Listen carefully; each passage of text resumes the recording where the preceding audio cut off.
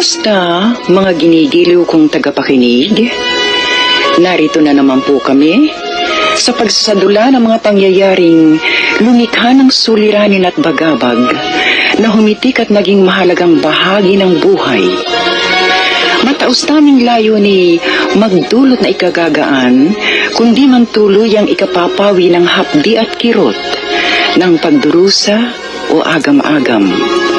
Sa huli, ako po'y mag-uukol lang maikling panukala o kuro-kuro na sana'y makasiya sa may-ari ng salaysay, makaaliw sa marami, at kapulutan ng aral ng ibang ang isipay hinilam ng nanghinang kalooban at nagkulang ng tiwala sa sariling kakayahang bathi ng pagsubok ng kapalaran.